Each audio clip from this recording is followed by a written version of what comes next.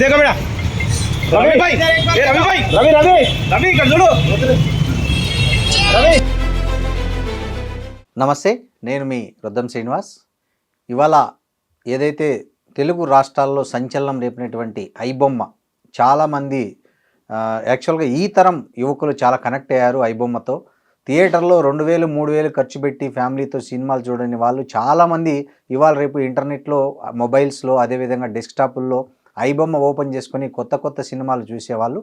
అలాంటి దానివల్ల తెలుగు సినీ పరిశ్రమకు చాలా నష్టం వస్తుందని చెప్పి తెలుగు ఫిలిం ఇండస్ట్రీ పోలీసులు కంప్లైంట్ ఇచ్చింది. ఈ పోలీసులు ఈ ఫిర్యాదును చాలా సీరియస్గా తీసుకొని వేగవంతంగా దర్యాప్తు చేయడంతో పాటు దీనికి సంబంధించిన వారిని ఇప్పటికే 5-6 మందిని అరెస్ట్ చేశారు. ఇవాళ దీనికైతే ఎవరైతే ప్రధాన సూత్రధారి ఉన్నారో ఇమ్మడి రవి అనే వ్యక్తిని ఇవాళ అరెస్ట్ చేసినట్లు మనకు వార్తలు వచ్చాయి.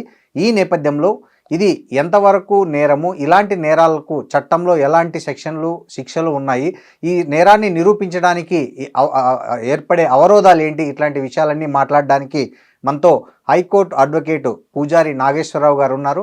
నమస్తే నాగేశ్వరరావు గారు. సార్, మీరు చూసి ఉంటారు, ఇవాళ ఒక వార్త కలకలం సృష్టించింది. ఏదైతే పోలీసులకు సవాలు విసిరారో, దమ్ముంటే పట్టుకోండి అని పోలీసులను ఏవైతే ఛాలెంజ్ చేశారో, అలాంటి ఒక వ్యక్తిని ఇవాళ తెలంగాణ పోలీసులు అరెస్ట్ చేసినట్లు మనం వార్తలు వచ్చాయి. ఇమ్మడి రవి అనే వ్యక్తి ఎక్కడో కరేబియన్ దీవుల్లో ఉండి ఈ నెట్వర్క్ అంతా ఆపరేట్ చేస్తున్నట్లు గుర్తించిన పోలీసులు ఆయన ఇక్కడ హైదరాబాద్ రావడంతో కూకటిపల్లి ప్రాంతంలో అరెస్ట్ చేసినట్లు చెప్తున్నారు. సో ఒక హైకోర్టు అడ్వకేట్గా మీరు గమనించి ఉంటారు, ఏముంది పైరసీకి ఈ ఐబొమ్మ కేసులో ఏ చట్టాలు వర్తిస్తాయి, వాటికి ఉన్నటువంటి శిక్షలు ఏమున్నాయి ప్రస్తుతానికి? జనరల్గా ఏంటంటే ఇది మనకు సైబర్ క్రైమ్స్ కిందకి వస్తుంది జనరల్గా.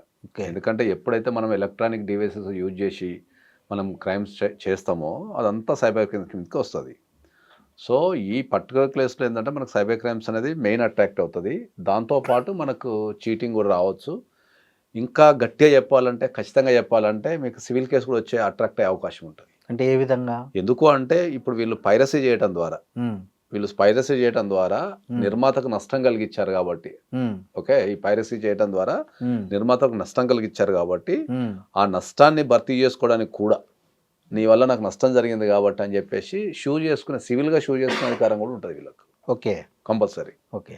సో మనకు చూసుకుంటే ఏంటంటే main cyber crimes, at the same time మనకు బిఎన్ఎస్, మళ్ళీ అట్ ద సేమ్ టైం మనకు సివిల్ కేసెస్ కూడా పెట్టుకునే అవకాశం ఉంటుంది. అంటే ఇప్పుడు మీకు ఏమన్నా మీరు ఎఫ్ఐఆర్ కట్టింటారు కదా పోలీసులు, ఇప్పుడు కట్టిన సెక్షన్లు ఏమేమి ఉన్నాయి, దీనికి ఏమి ఇంప్లికేబుల్ అవుతాయి, తర్వాత వీటికి ఎలాంటి శిక్షలు పడే అవకాశం ఉంది ఒకవేళ నేరం రుజువు అయితే? ప్రధానంగా ఇప్పుడు మనకు తెలిసిన సమాచారం ప్రకారం ఏంటంటే ఇది అరెస్ట్ చేయడం జరిగింది, ఫ్రాన్స్ నుంచి వస్తుంటే అరెస్ట్ చేయడం జరిగింది అనేది మాత్రము మనకు తెలిసిపోయింది. ఇండియాలో నివసించే ఏ వ్యక్తి అయినా ఏదైనా క్రైమ్లో వాళ్ళ పార్టిసిపేషన్ ఉంది, లేకపోతే క్రైమ్ చేశారు అని అనుకున్నప్పుడు విదేశాల్లో ఉన్న వ్యక్తులు ఎవరైనా సరే ఇండియాకు వచ్చినప్పుడు మాకు తెలియజేయండి అని చెప్పేసి ఇండియన్ గవర్నమెంట్ ఎల్ఓసి అనేది ఒకటి రిలీజ్ చేస్తుంది. ఇది రెగ్యులర్గా జరిగే ప్రాసెస్. చాలామందికి వీటి మీద అవగాహన లేకుండా వీళ్ళు క్రైమ్లో ఇన్వాల్వ్మెంట్ అయి ఉంటారు. నా డేటా వీళ్ళకి ఎట్ట తెలుస్తుందిలే, గవర్నమెంట్కి ఎట్ట తెలుస్తుంది అని చెప్పేసి వీళ్ళు ట్రావెల్ చేసేస్తారు. ఎప్పుడైతే విదేశాల నుంచి మీరు ఏ మార్గం ద్వారా అయినా ఇండియాకు వచ్చినప్పుడు, ఐదర్ వాయు మార్గం కావచ్చు, అంటే ఎయిర్ప్లేన్ కావచ్చు, షిప్ కావచ్చు, బై రోడ్ కూడా కావచ్చు, ఈ దేశంలోకి ఎంటర్ కావాలి అంటే కంపల్సరీ వీళ్ళు ఎల్ఓసి రిలీజ్ చేసినప్పుడు, అంటే లుకౌట్ సర్క్యులర్ అంటారు దీన్ని, లుకౌట్ సర్క్యులర్ రిలీజ్ చేసినప్పుడు వీళ్ళు ఎక్కడైతే ఎంటర్ అవుతారో అక్కడున్న బార్డర్ ఫోర్స్ ఉంటుంది. ఇప్పుడు మనకి ఎయిర్పోర్టు, లేకపోతే షిప్పు, లేకపోతే బార్డర్లో ఉన్న బస్ పాయింట్స్ ఉంటాయి, అక్కడ ఇమిగ్రేషన్ చెకింగ్ ఉంటుంది. వాళ్ళ దగ్గర ఇన్ఫర్మేషన్ ఉంటుంది, వీళ్ళ పైన అరెస్ట్ వారెంట్ ఇష్యూ అయింది, ఎల్ఓసి ఇష్యూ అయింది అని చెప్పి ఉంటుంది. వాళ్ళు ఇమీడియట్లీ వాళ్ళని పట్టుకొని ఈ కంప్లైంట్ ఎక్కడైతే రేజ్ అయిందో ఆ పోలీస్ స్టేషన్ వాళ్ళు పంపించేస్తారు. ఇది ప్రధానంగా జరిగే ప్రాసెస్. ఇప్పుడు పైరసీ కేసులు చాలా నమోదవుతుంటాయి పోలీసుల దగ్గర. సో ఇది కూడా అలాంటి కేసే, కాకపోతే దీని తీవ్రత పెద్దది కావచ్చు. కానీ ఈ పైరసీ కేసుల్లో ఇప్పటి వరకు మనకు తెలిసి, మీకు తెలిసిన ఏమైనా శిక్షలు పడ్డాయా? పడితే ఎలాంటి శిక్షలు పడ్డాయి? పైరసీ కేసులలో మనకు ప్రధానంగా ఎదురయ్యే ప్రాబ్లం ఏంటి అంటే ఇన్ఫర్మేషన్ టెక్నాలజీ సంబంధించిన కేసులు ఏవైతే సైబర్ క్రైమ్స్ చేసిన కేసుల్లో ప్రధానంగా ఎదురైంది ఏంటంటే ఇన్వెస్టిగేషన్ అనేది మనకు చాలా ఇబ్బందికరమైన పరిస్థితి. ఇప్పుడు మీకు అందరికి అర్థమైతే చెప్పాలంటే ఇప్పుడు ఐబొమ్మ తీసుకుందాం మనం. ఓకే, వీళ్ళు ఏం చేస్తారు జనరల్గా ఒక థియేటర్లో ఒక కొత్త సినిమా రిలీజ్ అయినప్పుడు దాన్ని షూట్ చేసి ఇంటర్నెట్లో అప్లోడ్ చేస్తారు. వీళ్ళ డ్యూటీ ఇది. అవును. ఇప్పుడు ఒక థియేటర్లో షూట్ చేసి ఇంటర్నెట్లో అప్లోడ్ చేయడం అనేది క్రైమ్ అనేది నీకు అందరికి తెలిసిన సత్యం. కాపీరైట్ యాక్ట్, సైబర్ యాక్ట్స్ అన్నీ వచ్చేది కాబట్టి అది క్రైమ్ అనేది అందరికి తెలుసు. ఇప్పుడు తెలుగు సినిమాకున్న పరిస్థితి ఏంటంటే తెలుగు సినిమా అనేది మనకు ప్రపంచవ్యాప్తంగా రిలీజ్ అవుతుంది. ఓకే, ఈ ప్రపంచవ్యాప్తంగా రిలీజ్ అయినప్పుడు నువ్వు ఏ థియేటర్లో నువ్వు దాన్ని షూట్ చేసినావు ఒక పాయింట్. ఇప్పుడు యూరోప్లో రిలీజ్ అవుతుంది, లండన్లో రిలీజ్ అవుతుంది, ఆస్ట్రేలియాలో రిలీజ్ అవుతుంది, అమెరికాలో రిలీజ్ అవుతుంది. అక్కడ ఉన్న వ్యక్తులు దాన్ని షూట్ చేసి తర్వాత దాన్ని ఇప్పుడు మనకున్న ప్రాథమిక సమాచార ప్రకారం అంటే వీరు కరేబియన్ దీవుల నుంచి అప్లోడ్ చేస్తున్నారు అనేది ఒక పాయింట్. అంటే నువ్వు ఒక అమెరికాలో దాన్ని షూట్ చేసి నువ్వు ఆఫ్రికాలో కరేబియన్ దీవులలో కూడా దాన్ని అప్లోడ్ చేస్తున్నావు. ఓకే, సో ఈ ఇన్వెస్టిగేషన్ ప్రాసెస్ అనేది ఇప్పుడు నువ్వు కేసు ఎక్కడ, ఇప్పుడు నష్టం జరిగిన పర్సన్ ఎక్కడ ఉన్నాడు? తెలంగాణలో ఉన్నాడు. కంప్లైంట్ ఎక్కడ రేజ్ అయింది? తెలంగాణలో రేజ్ అయింది. మరి చిత్రీకరణ ఎక్కడ చేశారు? అమెరికాలో, ఆఫ్రికాలో, యూరోప్ లోనో, ఆస్ట్రేలియా, అవుట్ ఆఫ్ కంట్రీ. మళ్ళీ కట్ చేస్తే అప్లోడ్ ఎక్కడ అయింది? ఆఫ్రికా కరేబియన్ దీవుల్లో అయింది. మరి ఇప్పుడు ఇంత ఇన్వెస్టిగేషన్ ఎక్కడ చేస్తారు వీళ్ళు అనేది చాలా పాయింట్. అంతెందుకు ఇప్పుడు మన భారతదేశంలో కూడా ఇప్పుడు సైబర్ క్రైమ్స్ రెగ్యులర్ జరుగుతుంటాయి. హైదరాబాద్ లో పర్సన్ ఉంటాడు, ఢిల్లీలో ఉత్తరాఖండ్ లో ఎక్కడనో ఒకడు సైబర్ క్రైమ్ చేస్తాడు. డిజిటల్ అరెస్ట్లు కావచ్చు, లేకపోతే మనకు అకౌంట్ నుంచి పైసలు మాయం కావచ్చు, లేకపోతే మ్యాట్రిమోనియల్ వెబ్సైట్ అనో, లేకపోతే వర్క్ ఫ్రమ్ హోమ్ అనో, లేకపోతే గూగుల్ యాడ్స్ అనో, ఏదో రకరకాల స్కీమ్లతో వాళ్ళు చేస్తుంటారు. వాడు ఉండేది ఎక్కడ? ఢిల్లీలో, ఉత్తరాఖండ్ లో ఎక్కడో విలేజ్ లో ఉంటాడు. నష్టపోయిన వ్యక్తి హైదరాబాద్ ఉంటాడు. వీని ఇక్కడ నుంచి తీసుకెళ్లి వాడిని అక్కడికి వెళ్ళి ఇన్వెస్టిగేషన్ చేసి వాడిని పట్టుకొని వచ్చి మళ్ళీ ప్రూవ్ చేసి వానికి బెయిల్ ఇప్పించి ఇదంతా లెంతీ ప్రాసెస్ ఇండియాలో. అంటే నేను యాజ్ ఏ అడ్వకేట్గా నేను పర్సనల్గా ఫీల్ అయ్యేది ఏంటంటే సైబర్ క్రైమ్స్ని పర్ఫెక్ట్గా చేంజ్ చేసి వాళ్ళకి శిక్ష చేసేంత మన దగ్గర అంత ఇన్ఫ్రాస్ట్రక్చర్ లేదు అంట నేను. ఇప్పుడు ఎందుకంటే నేను ఒక పర్సనల్ విషయం చెప్తాను. ఇప్పుడు I think Baahubali cinema, Rajamouli గారిది బాహుబలి సినిమాని పైరసీ చేసింది. అవును. ఓకే, పైరసీ చేసింది ఎక్కడ? ఒరిస్సాలో ఎక్కడ చేసింది. దాంట్లో కొందరు వ్యక్తులకి అరెస్ట్ చేసి తీసుకొచ్చిన తర్వాత కొందరు వ్యక్తులకి నేనే బెయిల్ ఇప్పించిన. నేను సైబర్ క్రైమ్స్ కింద బాహుబలి సినిమాని పైరసీ చేసినందుకు కొంతమంది వ్యక్తులు నేను బెయిల్ ఇప్పించిన. నేను ఆ తర్వాత ఇన్వెస్టిగేషన్ ప్రాసెస్ జరిగి అది ఎక్కడన్నది కేసు ఇంకా స్టిల్ ఇప్పటికీ. బాహుబలి సినిమా ఎప్పుడు రిలీజ్ అయింది? 10 ఏళ్ల క్రితం రిలీజ్. మరి అది ఇప్పటికీ బాహుబలి 2 కూడా రిలీజ్ అయిపోయింది. ఇంకా అది అయిపోయింది, మర్చిపోయింది. ఆ కేసు ఇప్పటికీ అక్కడ పెండింగ్ ఉంది. సో సైబర్ క్రైమ్స్లో ఇన్వెస్టిగేషన్ చేసేంత, ఇంత లెవెల్ ఇన్వెస్టిగేషన్ చేసేంత మనకు కోఆపరేషన్ కావాలి ఒక కంట్రీతోని. వీళ్ళు వెళ్ళి పర్మిషన్స్ తీసుకోవాలా, ప్రూవ్ చేయగలగాల. సైబర్ క్రైమ్స్లో ఏంటంటే ఆ నేరం జరిగినప్పుడు మాత్రమే ఆవేశం ఉంటుంది. కాలక్రమం అనేది లేట్ అవుతుంటే కొంత అందరూ మర్చిపోతుంటారు. ఇప్పుడు బాహుబలి కేసు తీసుకుంటే అందరూ మర్చిపోయారు. ఈ పర్టికులర్ ఐబొమ్మ కేసు తీసుకుందాం. ఇప్పుడు రవిని అరెస్ట్ చేశారు. ఆయనకి ఇప్పుడు బెయిల్ రావడానికి ఏమన్నా ఇబ్బంది ఉందా, లేదా ఆయనకి ఎన్ని రోజుల్లో బెయిల్ వచ్చే అవకాశం ఉంది? ఈ చట్టాలు ఏంటంటే మనకి ఏ కేసులైనా కూడా కోర్టు పరంగా చూస్తే ఏ కేసులైనా కూడా కోర్టుకు ప్రాథమిక లక్ష్యం బెయిల్ ఇమ్మనే చెప్తారు ఇప్పుడు కూడా. అంటే పర్సన్ పారిపోకుండా సెక్యూర్ చేసుకొని బెయిల్ ఇచ్చినప్పుడు ఏంటంటే పర్సన్ పారిపోకుండా ఉండాలా, విట్నెస్లను బెదిరించద్దు, సాక్ష్యాలు తారుమారు చేయొద్దు, ఇట్లాంటి కొన్ని కండిషన్స్ని గమనించిన తర్వాత బెయిల్ ఇస్తారు. ఓకే, ఇప్పుడు మనకు దీనికి సంబంధించిన పూర్తి వివరాలు తెలియదు కాబట్టి మనం దీని గురించి కొద్దిగా లిమిటెడ్గానే మాట్లాడాల్సి వస్తుంది. Bail irrespective of situation bail వస్తుంది. మళ్ళీ దీంట్లో 2 రకాలు ఉంటాయి. బెయిల్ రావడం ఏంటంటే విత్ ఇన్ ద 90 daysలో వీళ్ళు ఛార్జ్ షీట్ వేయాలి. ఇన్వెస్టిగేషన్ ఎఫ్ఐఆర్ అయిన తర్వాత వీళ్ళు ఛార్జ్ షీట్ మొత్తం ఇన్వెస్టిగేషన్ అంతా విత్ ఇన్ ద 90 daysలో చేసి ఛార్జ్ షీట్ వేయాలి. ఒకవేళ 90 daysలో వీళ్ళు ఛార్జ్ షీట్ వేయలేదు అనుకో, is entitled for bail. Okay, అంటే డిఫాల్ట్ బెయిల్ ఇచ్చేస్తుంది కోర్టు.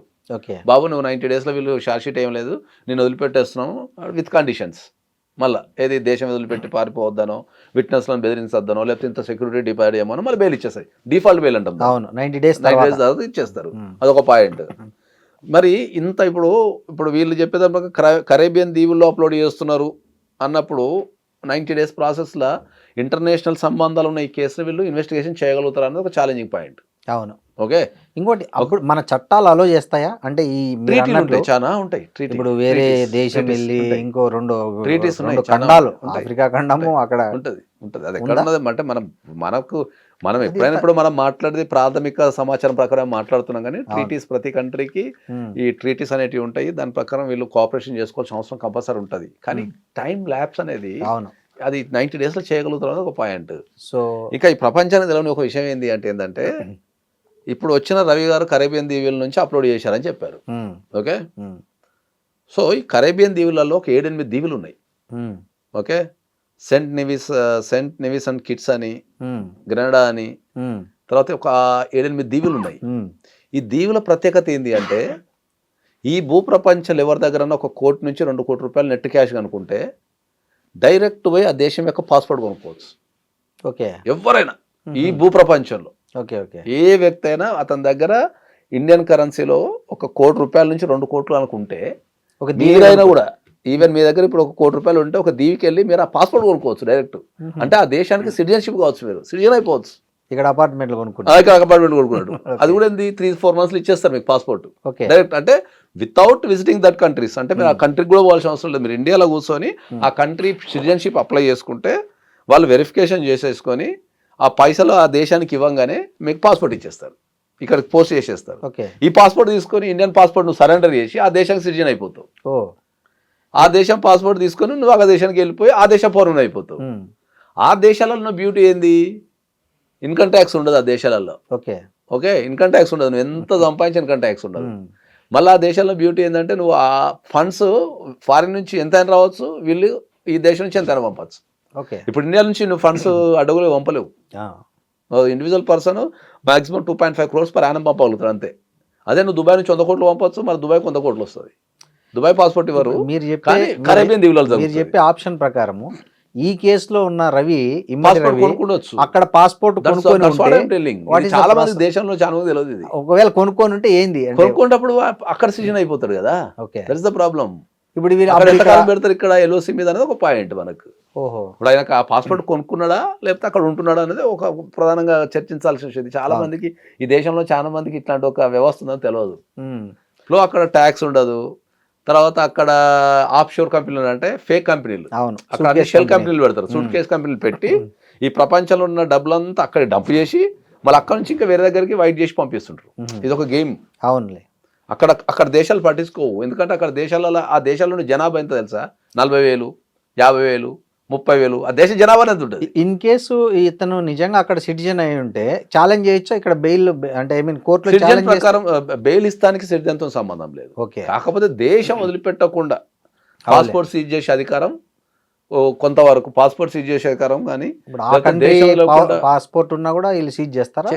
అంటే తాత్కాలికంగా సీజ్ చేసే అధికారం పోలీసు వాళ్ళకు ఉంటుంది. ఓకే, ఇండియన్ పాస్పోర్ట్ అయితే అసలు సీజ్ చేయలేరు, కానీ తాత్కాలికంగా కొంతకాలం పెట్టుకునే అవకాశం ఉంటుంది. కానీ ఆ కంట్రీ దాటకుండా ఉండటానికి కోర్టు ఏం చేస్తానో చూడాలి. ఇప్పుడు మనకు వస్తున్న వార్తల ప్రకారము రవి అకౌంట్ నుంచి ₹3 కోట్ల సీజ్ చేసినట్టు వస్తుంది పోలీసుల వర్షన్. అవును, సో ఇట్లా సీజ్ చేసే అధికారం పోలీసులకు ఉంటుందా లేకపోతే వేరే అథారిటీ ఏంటి, ప్రొసీజర్ ఏంటండి, ఎలా జరుగుతుంది? Officer in the country, any department, any investigation officer, crime కి సంబంధించి ఇప్పుడు ఇన్కమ్ ట్యాక్స్ వాళ్ళకైనా సీజ్ చేసే అధికారం ఉంటుంది, తర్వాత ఈడీకి సీజ్ చేసే అధికారం ఉంటుంది, పోలీస్కి సీజ్ చేసే అధికారం ఉంటుంది, సిబిఐకి సీజ్ చేసే అధికారం ఉంటుంది. ఏదన్నా ఫండ్స్ మీద డౌట్ వచ్చినప్పుడు వాళ్ళకి ఇండియాలో ఉన్న ఏ అకౌంట్నైనా, ఏ బ్యాంకునైనా, ఏ ఆర్థిక సంస్థనైనా సీజ్ చేసే అధికారం వీళ్ళకి ఉంటుంది. కాకపోతే ఇక్కడ సీజ్ చేసిన బ్యాంక్ అకౌంట్ అనేది ఇండియాదా లేకపోతే ఫారిన్దా అనేది మనం చెక్ చేసుకోవాలి. ఫారిన్ అయితే చాలా కష్టం కొద్దిగా, ఎస్పెషల్లీ కరేబియన్ దీవులు లాంటి కంట్రీలు అయితే ఇంకా కష్టం. సో నాకు తెలిసి ఇప్పుడు ఇండియా అకౌంట్ అయినట్టుంది, ఎందుకంటే చేశారు కాబట్టి. అదే చెప్తున్నా, ఏంటంటే మనకు ప్రాథమిక ఇప్పుడు ఈ 3 కోట్లు ఏమైతుంది నాగేశ్వరరావు గారు? వాళ్ళు సీజ్ చేసి కోర్టులో సబ్మిట్ చేసేస్తారు అంతే అంతే అంతే. అకౌంట్ లో అట్లనే ఉంటుంది, అమౌంట్ అకౌంట్ లో ఉంటుంది అంతే. అకౌంట్ విత్డ్రా చేయకుండా ఉంటుంది. తర్వాత కేసులో ఉన్నప్పుడు మరి వాళ్ళు ఆ అమౌంట్ ఎక్కడి నుంచి వచ్చింది, ఎట్లా క్లెయిమ్ చేయాలనేది వాళ్ళు చూస్తారు. అది ఓకే, ఈయన కూడా సీజ్ చేసిన తర్వాత ఈయన అకౌంట్ని రిలీజ్ చేయమని కూడా ఈయన అప్లికేషన్ వేసుకునే అవకాశం ఉంటుంది, అప్లికేషన్ వేసుకోమనే అవకాశం ఉంటుంది. సో మీరు ఈ మధ్య కాలంలో ఎక్కడైనా ఇలాంటి కేసుల్లో తీర్పు వచ్చింది హైకోర్టులో, ఇక్కడ తెలుగు రాష్ట్రాల్లో కానీ దేశంలో కానీ? సైబర్ క్రైమ్స్లో చిన్న చిన్న సైబర్ క్రైమ్స్లో వస్తూనే ఉంటుంది, కానీ ఇంత అంటే ఇది ఐడెంటిఫైడ్ కేసు అంటాం. ఇది ఐడెంటిఫైడ్ కేసు అంటే ఏంటంటే ఒక వ్యవస్థని కుదిపే కేసు ఇది. ఒక వ్యవస్థ మొత్తాన్ని, అంటే ఒక ఇండస్ట్రీని షేక్ చేసే కేసు ఇది. ఇప్పుడు ఐడెంటిఫైడ్ కేసు అంటే ఇప్పుడు మనకు జనరల్గా ఏంటంటే 1-to-1 క్రైమ్ ఉంటుంది. ఇప్పుడు మీ బ్యాంక్ అకౌంట్ని ఎవరో మోసం చేయడం, నా బ్యాంక్ అకౌంట్ ఎవరు మోసం చేయడం, ఈ 1-2 క్రైమ్ ఉంటుంది. లేదా ఒక గ్రూప్ ఆఫ్ పీపుల్, ఒక 100 మందినో 200 మందినో 500 మందినో 1000 మందినో, ఒక లిమిటెడ్. కానీ ఇది ఒక మొత్తం ఒక ఒక ఒక ఒక ఇండస్ట్రీకి ఇది ఛాలెంజింగ్ కేసు. నాకు తెలిసినంత వరకు ఐబొమ్మ అనేది మొత్తం ఎంటైర్ సౌత్ ఇండియాలో ఉన్న ప్రతి సినిమా రిలీజ్ చేస్తారు. అదే బాలీవుడ్ కావచ్చు, లేకపోతే మనకి టాలీవుడ్ కావచ్చు, లేకపోతే తమిళ ఇండస్ట్రీ కావచ్చు, అన్నిటిని కుదిపే కేసు కాబట్టి, ఇది ఐడెంటిఫైడ్ కేసు కాబట్టి దీన్ని ప్రత్యేకంగా చూడాల్సి. ఇప్పుడు చూడండి సార్, దీంట్లో ఐబొమ్మతో పాటు చాలా మిర్రర్ ఛానల్స్ కూడా ఉన్నాయంట, విపరీతంగా ఉన్నాయి. సో ఇప్పుడు దీన్ని ఎట్లా దర్యాప్తు చేయడం అనేది చాలా క్లిష్టంగా మారేటట్టుంది కదా పోలీసులకి. ఎందుకంటే ఇప్పుడు ఐబొమ్మ ఉంది, దాని నుంచి ఒక 40-50 వెబ్సైట్లు కావచ్చు, URL లింకులు కావచ్చు, మిర్రర్ సైట్లు కావచ్చు, అవి వేరే వేరే కంట్రీలో నుంచి ఆపరేట్ చేసేటివి ఉంటాయి. వాటన్నిటిని ఇవన్నీ సమప్ చేసినప్పుడే కదా దర్యాప్తు పూర్తి. అదే అంటున్నాను, అందుకనే కదా ఎప్పుడైనా కూడా మనం స్పష్టంగా చెప్పేది ఏంటంటే సైబర్ క్రైమ్స్ లో దర్యాప్తు అనేది కొద్దిగా ఛాలెంజింగ్ గా కూడుకున్నది. ఫినిష్ చేయటం కూడా చాలా కష్టం. ఇప్పుడు మీకు అర్థమయ్యే భాషలో చెప్పాలంటే, ఇప్పుడు వాళ్ళు చెప్పిన దాని ప్రకారం ఏం చెప్తారంటే కరేబియన్ దీవులలో అప్లోడ్ చేశారన్నారు. ఓకే, అదొకటి చాలు ఈ కేసు. దాంట్లో టెక్నికల్ గా చాలా మంది తెలియదు. అప్లోడ్ చేసినంత మాత్రం అయిపోదు. అప్లోడ్ చేసినప్పుడు IP అడ్రస్ నువ్వు కనుక్కోగలుగుతావు, కానీ అప్లోడ్ చేసిన కోర్టులో ప్రూవ్ చేయాలంటే నీకు అప్లోడ్ చేసిన ఐటమ్ కావాలా.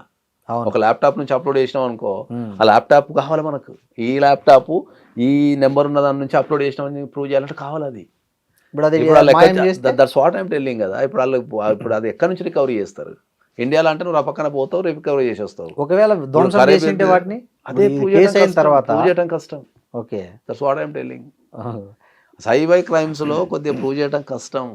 టెక్నికల్ సబ్జెక్ట్ ఉన్న వాళ్ళు, తర్వాత టెక్నికల్గా బాగా పేరు పొందిన వాళ్ళు కొద్దిగా తక్కువ. ఎందుకంటే సైబర్ క్రైమ్స్ అనేది గత 5-6 సంవత్సరాల నుంచి విపరీతంగా పెరుగుకుంటూ వస్తుంది. కాబట్టి ఇప్పుడు మనకు సైబర్ పోలీస్ స్టేషన్స్ కానీ, వాళ్ళకు శిక్షణ ఇవ్వటం కానీ, దానిపైన అవగాహన చేయటం కానీ ఉంది.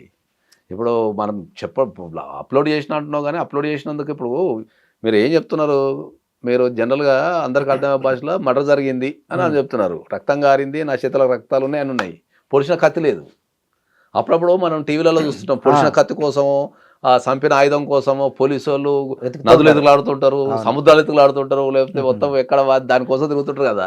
అట్లా నువ్వు అప్లోడ్ చేసినప్పుడు నీకు ఒక IP అడ్రస్ ఉంటే సరిపోదు, అప్లోడ్ చేసిన ఇన్స్ట్రుమెంట్ కూడా కావాలా. If you want to prove. ఒకవేళ ఇన్స్ట్రుమెంట్ లేకపోతే IP అడ్రస్ ఎట్లా ప్రూవ్ చేస్తావు? అంటే కోర్టు యాక్సెప్ట్ చేయదా? ఎట్లా చేస్తుంది? అంటే ఇక్కడ అప్లోడ్ చేసినవి అన్నీ ఉంటాయి కదా, అట్లా ఉన్నంత మాత్రం కాదు. అది కష్టం. అది కోర్టులో court process is different. Okay, general public is different. Okay, అర్థమైందా? అట్లా కాబట్టి మీరు చెప్పే దాన్ని బట్టి ఈ OTT కావచ్చు, ఈ డిజిటల్ కంటెంట్ పైరసీకి అరికట్టడానికి అవసరమైన చట్టాలు కానీ, మ్యాన్ పవర్ కానీ మన దేశంలో ఉందనుకోవచ్చా, లేదనుకోవచ్చా? ఉంది, కానీ ఎవరు దృష్టి పెట్టడం లేదు. ఇంకా ఇప్పుడు సోషల్ మీడియాకు సంబంధించి, ఇంటర్నెట్కి సంబంధించి మన దేశంలో ఇంకా అంత అవేర్నెస్ లేదు. కరెక్ట్, అవేర్నెస్ లేదు. ఇప్పుడు మీకు అందరికీ తెలియని ఒక విషయం ఏంది, ఇప్పుడు ఆస్ట్రేలియా కంట్రీ ఉంది, మీరు చెక్ చేసుకోండి, బిలో 16 years వాళ్ళు సోషల్ మీడియా ఉపయోగించడానికి లేదు. అవును, ఈ మధ్య రూల్స్ కూడా పెట్టారు కదా, below 16 years there is no use of social media. అవును, లేదు.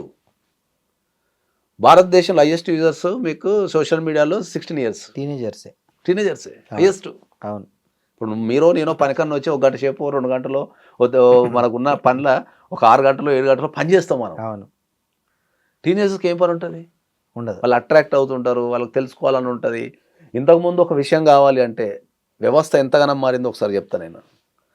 నీ చిన్నప్పుడో నా చిన్నప్పుడో ఒక విషయం తెలుసుకోవాలంటే మనకు వేరే చదవటము, పుస్తకాలు అడగటం, లేదా చదవటం అడగటం రెండే కరెక్ట్. ఒకటి ఏదైనా పుస్తకం చదివి తెలుసుకోవడం, లేదా ఎవరన్నా పెద్ద మనుషులనో, టీచర్నో, గురువునో, ఎక్స్పర్ట్నో అడిగి సార్ ఇది ఏందని తెలుసుకోవడం. ఇప్పుడున్న టెక్నాలజీకి నీకు ఎట్లా తయారైందంటే ఒక వ్యక్తి ఒక ఈవెన్ 10th క్లాస్ చదివే వ్యక్తో, ఒక 7th క్లాస్ చదివే వ్యక్తో, పిల్లగాడు ఉన్నాడు కదా, ఎవరు అడుగుతలేడు, గూగుల్నే. నేను చెప్తాను, మా ఇంట్లో నేను ఏదో పని చేసుకుంటా, మా అబ్బాయిని ఏదో అడిగిన నేను, అరే పలానా సినిమా ఎప్పుడు రిలీజ్ కొద్దిగా చూడు అని చెప్పి అడిగిన. ఏదో అడిగితే వాడు కూర్చున్న దగ్గర నుంచి మా అమెజాన్ ఉంటుంది కదా, అది ఏమంటారు దాన్ని, అలెక్సా, నేను ఏదో పని చేసుకుంటాడు అరే ఆ సినిమా ఎప్పుడు రిలీజ్ ఉందో చూడంటే వాడు కూర్చున్న దగ్గర నుంచి Alexa when is the cinema release అని అడుగుతున్నాడు. అది కూడా చాలా తెలివిగా that cinema is release so date అని చెప్తున్నాడు. అంటే వీళ్ళు లేవకుండా కూర్చున్న దగ్గర నుంచి వీళ్ళు ప్రతిదీ అక్కడ పని చేసుకుంటా దాన్ని అడిగితే అది ఆన్సర్ చెప్తున్నది. ఇంకా ఇక పెద్ద మనుషులు ఎక్కడ ఉన్నది ఇంకా పోనీ అది ఆ మిషన్కి దానికి విచక్షణగానే ఉండదు. అవును, ఏమడిగితే ఏది అడిగితే చెప్తుంది అది. అవును, ఎట్లా సంపాదించాలంటే కూడా చెప్తారు. మొన్న మర్డర్ అయింది, మీరు చెప్పి తప్పుడు డౌట్ వచ్చింది నాకు. అరే ఇది ఇట్లా చెప్తుంది అంటే మీరు రేపు ఏదైనా చెప్తుందా? ఏదైనా చెప్తుంది. అది మొన్న మన మనసులో కంట్రోల్ చేసుకుంటాం. ఇప్పుడు మన పిల్లలు వచ్చి ఏదైనా అడిగిన అనుకో మొన్న అది చెప్పొద్దు చెప్పకూడదు అని ఆలోచిస్తాం. కరెక్ట్, మిషన్కి అది లేదు, తెలియదు ఏమైనా చెప్పేస్తుంది. మొన్న రీసెంట్గా అట్లయింది, గూగుల్ చూసి వాళ్ళ అత్తని ఎట్లా చంపాలో కోడలు ప్లాన్ చేసి చాలా మంది అనుమానం రాకుండా. సైబర్ ఇప్పుడు నాకు తెలిసి ఇంకా 10 years తర్వాత జనరల్ పోలీస్ స్టేషన్స్ ఉండవు, సైబర్ పోలీస్ స్టేషన్సే. అవును, ఇప్పుడు ఏమన్నా తిట్టాలంటే కూడా ఇంతకుముందు మనిషి కలిసి తిట్టాలి, అర్థమైందా? అవును, ఎవరైనా తిట్టాలంటే వాడికి అనిపించాలి, మనం తిట్టాలి. మనం ఇప్పుడు అట్లా కాదు, ఎక్కడున్నది ప్రపంచంలో ఎక్కడ మంది తిట్టచ్చు. ఇంకా బ్యూటీ అని చెప్పనా, నీకు సంబంధం లేని కూడా తిట్టచ్చు. నువ్వు తిట్టచ్చు, నీకు ఒకటి నచ్చలే అనుకో వాడిని ఎక్కేచ్చు కింద ఏం చేస్తున్నావు అని చెప్పేసి. అది అట్లా తయారైన మనుషులు, సంబంధం లేనాడు. నేనుంటా, నేను ఏదో మాట్లాడతా రెగ్యులర్ గా, నేను సోషల్ మీడియాలో ఉంటా, నేను సమాజంలో రకరకాల సమస్యల మీద స్పందిస్తుంటా. నన్ను కూడా తిడతారు. ఎవడో నాకు సంబంధం, నా జీవితం గురించి తెలియదు, పడ్డ పెయిన్ తెలియదు, నా జీవితం నాకు తెలిసిన వాడు తిట్టినావు అందా, మరి అమ్మ జీవితం నాకు గురించి తెలుసు అవి అని అన్నా ఊకుంటాం. కానీ ఎవడో ఎక్కడో కూర్చొని వాడు ఫేక్ ఐడీలు పెట్టుకొని వాడు ఎక్కడో తిడుతుంటాడు. పట్టుకోవడం ఎవరి వల్ల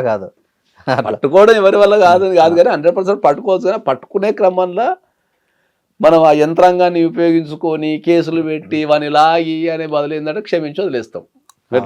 సార్, ఈ పైరసీ వల్ల నష్టపోతున్న నిర్మాతలకు ఇప్పుడున్న చట్టాలు సరిపోతాయా, లేదా ఇంకా ఏమైనా ఈ చట్టాల్లో మార్పులు వస్తే ఇలాంటి ఇబ్బందులు తొలగిపోతాయా?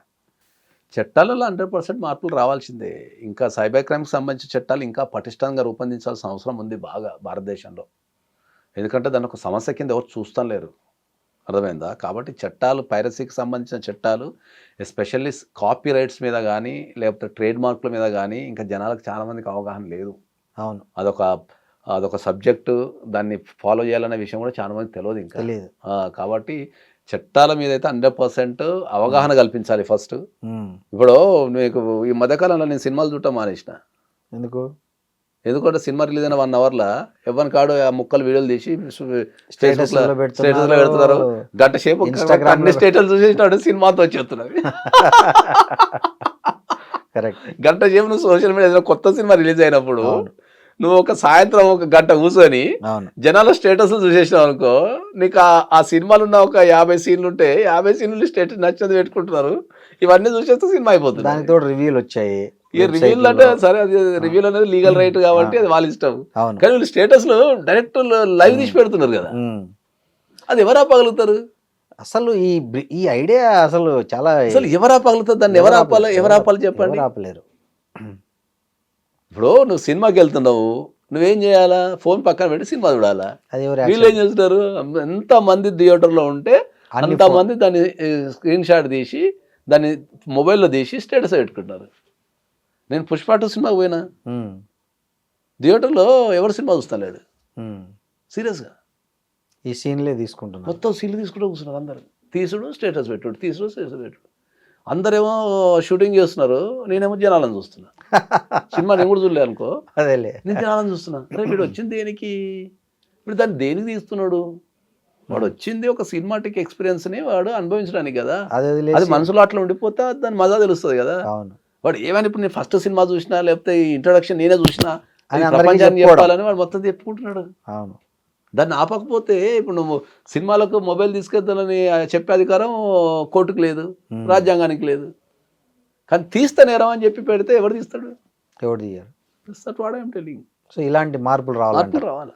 అంటే సినిమా హాల్లోకి ఫోన్ ఎత్తపోకుండా, ఫోన్ ఎత్తకపో కాదు. విచిత్రం చూసారా? కాదు, మీరు ఒక విచిత్రం చూసారా? సినిమా హాల్లోకి మనం మంచినీళ్ళు కూడా అలో చేయరు, మనం తీసుకపోయినా మనం Food allow చేయరు. మన ఫుడ్ మనం కర్ణాటకలో allow చేస్తారు, ఇండియా ఎక్కడ లేదు. బీపీ అదే. షుగర్ ఉంటారు, ఇదే. వాళ్ళు ఏదైనా ఉప్పు తక్కువ వేసుకొని కారం తక్కువ వేసుకొని లేకపోతే చిన్న పిల్లలు మన ఉంటారు దగ్గర వాళ్ళకి ఏదైనా తీసుకెళ్ళి సెరిలాక్ మన దాన్ని తీసుకెళ్ళనియరు. సినిమాకు ప్రధానంగా హాని చేస్తున్నటువంటి మొబైల్ Mobile మాత్రం తీసుకెళ్ళి. తీసుకొనిస్తున్నారు. ఎంతమంది మొబైల్ ఇది చాలా విచిత్రంగా ఉంది. అంతమంది మొబైల్ అంత కాస్ట్లీ మొబైల్ కాపాడాలంటే వీళ్ళకి కూడా ఇన్ఫ్రాస్ట్రక్చర్ సరిపోదు. అవును, అది దట్ ఇస్ ద ప్రాబ్లం. కాకపోతే you can carry the mobile but you cannot shoot the Yes. Movie అని చెప్పి మనము ఆర్డర్ పాస్ చేసి Restriction 1000 రూపాయలు అట్లా పెడితే ఎవడు అందం మోసుకొని కూర్చుంటారు, సినిమా చూస్తారు. అవును. కలెక్షన్ కూడా ఇలా బాగా పెరుగుతాయి. ఎవడన్నా సినిమా పోయిన పక్కన తీస్తే బాబు దా వేయట కదా, ఎక్స్ట్రా పైసలు కూడా వస్తాయి.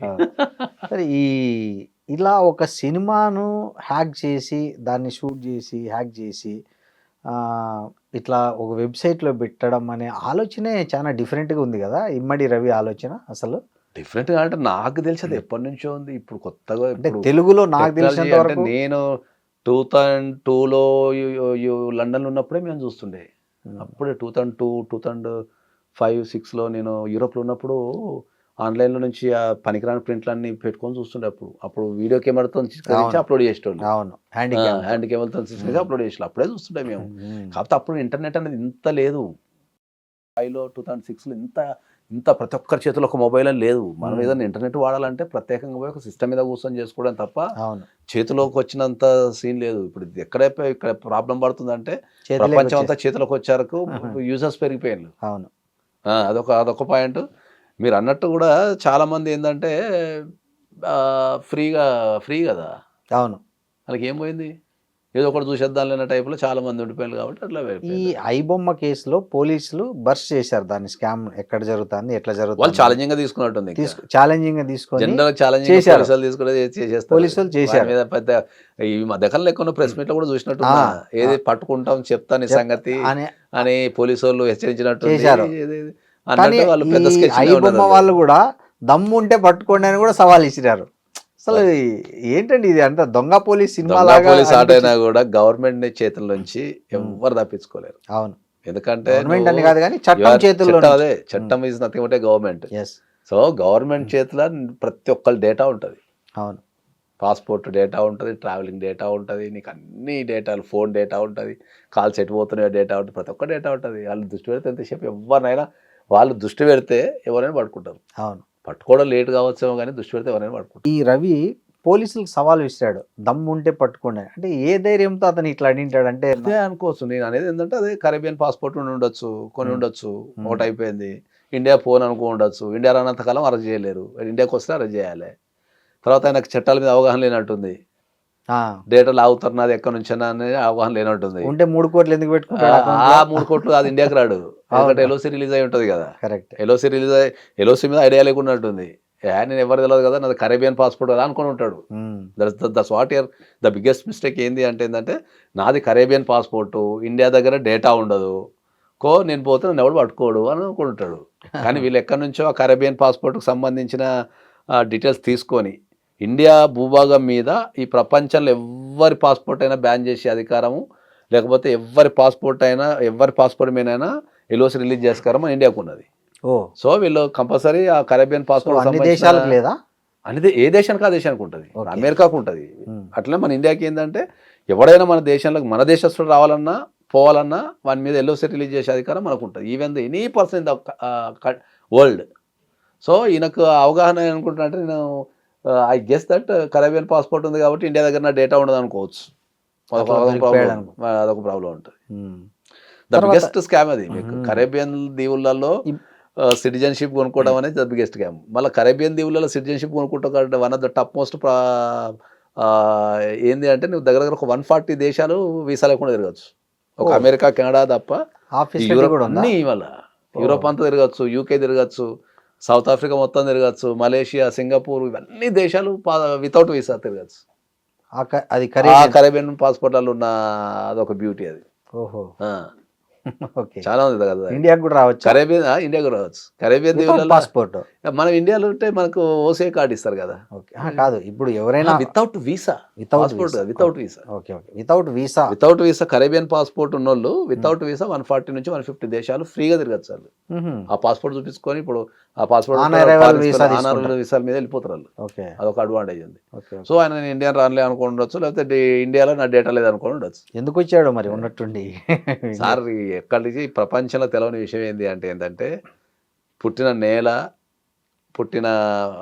నేల ప్రాంతము, ఫుడ్, కల్చరు నువ్వు ఈ భూప్రపంచంలో ఎక్కడి పోయినా కూడా మర్చిపోలేరు.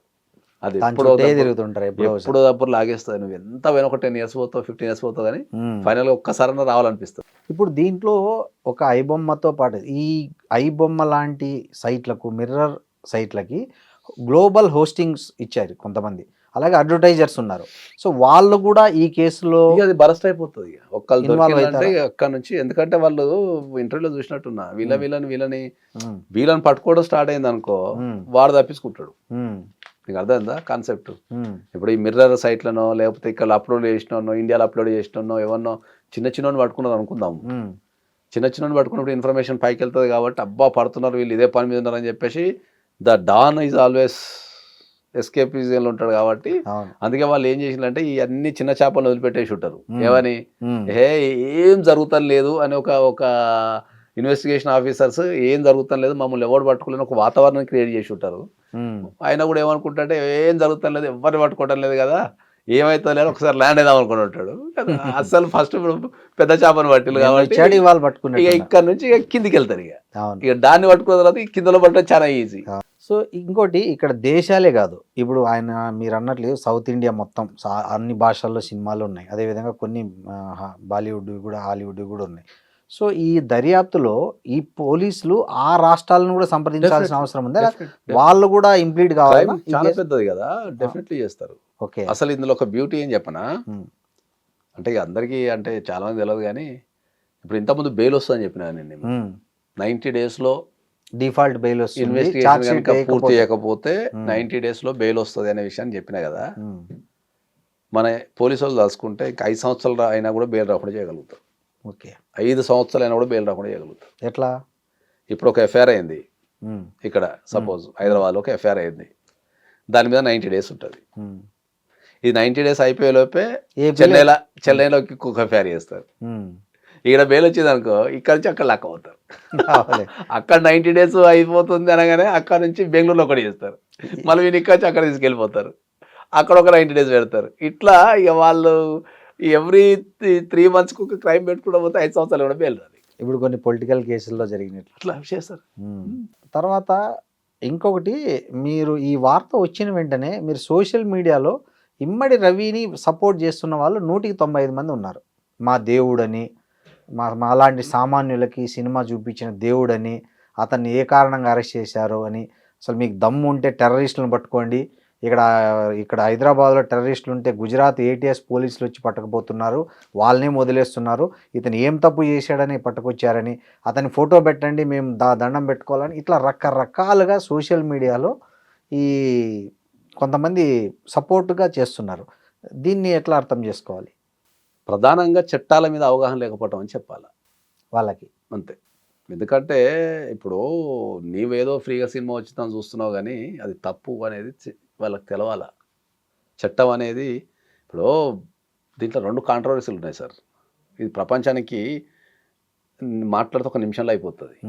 ఇప్పుడు ఒక నిర్మాణ సంస్థ సినిమా తీస్తుంది, సినిమా ఈజ్ ఏ ప్రొడక్ట్. అది అవును. వాడు 100 రూపాయలు తీసుకుంటాడు, 1000 రూపాయలు తీసుకుంటాడు, 100 కోట్లు పెట్టుకుంటాడు. టికెట్ 1000 రూపాయలు పెడతాడు, 5000 పెడతాడు, 10,000 పెడతాడు. నీ ఇష్టం ఉంటుంది చూడు, లేపలేదు. నిన్నైతే బలవంతంగా అయితే కంపల్సరీ అయితే పెట్టలేదు కదా, బలవంతంగా అయితే పెట్టలేదు కదా. అవును. ఓకే, దానికి మీరు ఆ గగ్గోలు పెట్టడం ఎందుకు?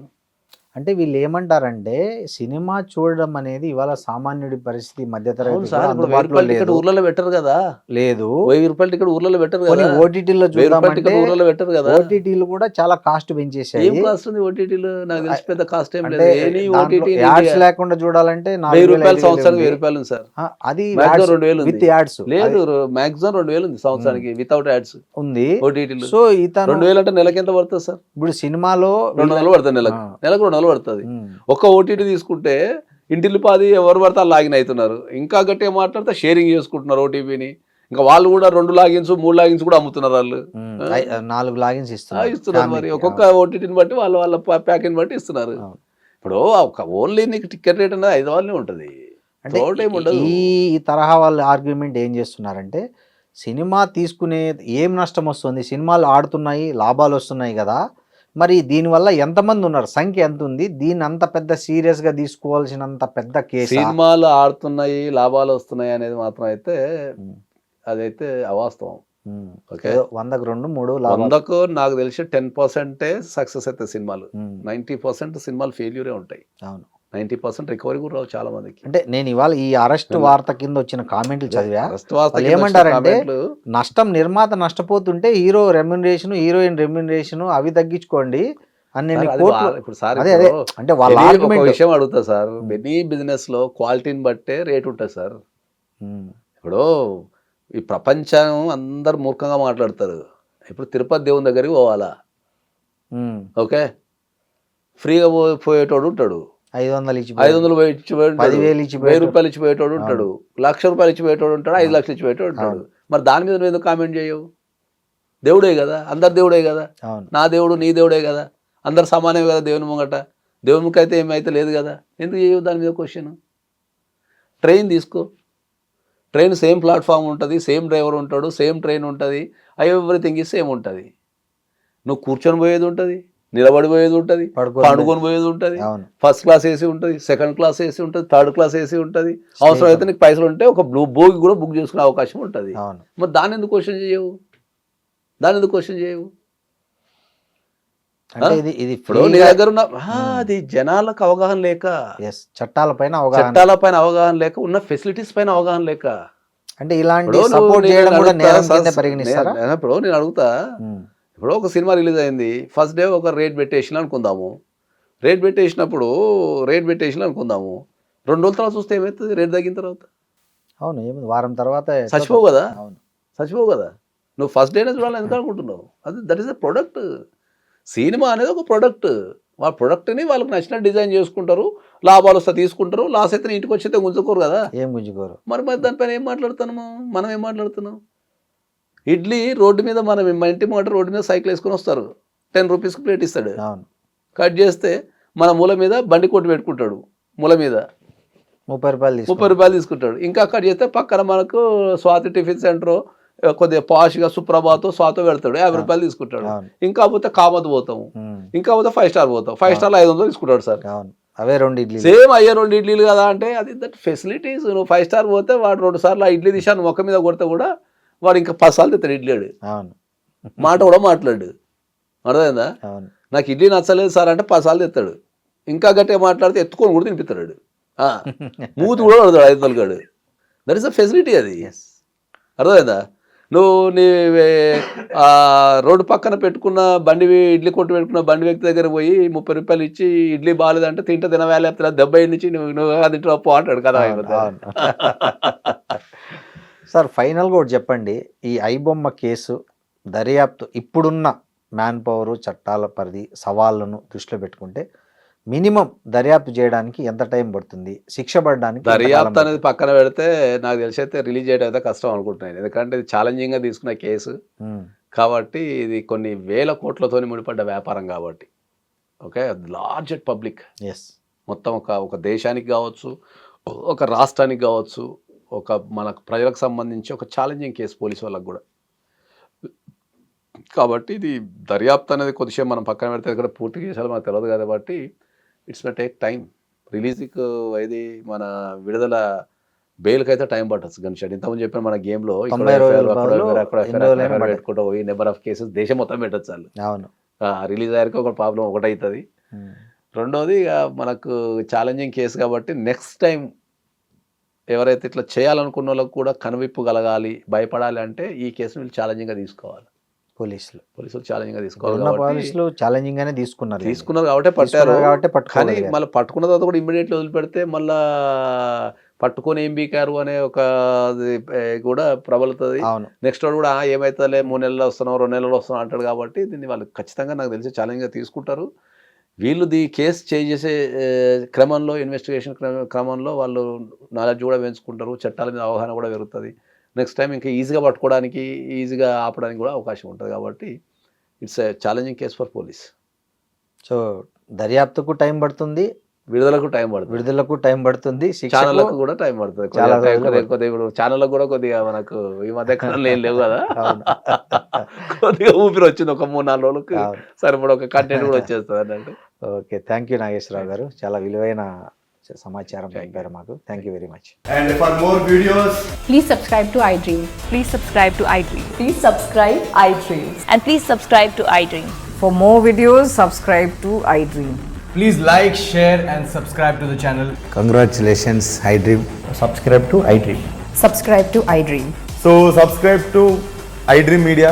iDream ki iDream team andarki huge congratulations. Please subscribe iDream Media. Please subscribe to iDream. Subscribe iDream. Please subscribe to iDream. iDream అంటే నా కళల ఛానల్ సబ్స్క్రైబ్ చేసుకున్న నోరు తిరుగుతలేదు, మీరైతే గంట గుర్తు కొట్టండి. For more such videos, please subscribe to iDream. Subscribe to iDream. Please subscribe to iDream. Please subscribe iDream Media. Please do subscribe to iDream. Please subscribe to iDream Media. For best entertainment and information, please subscribe iDream. And don't forget to subscribe to iDream.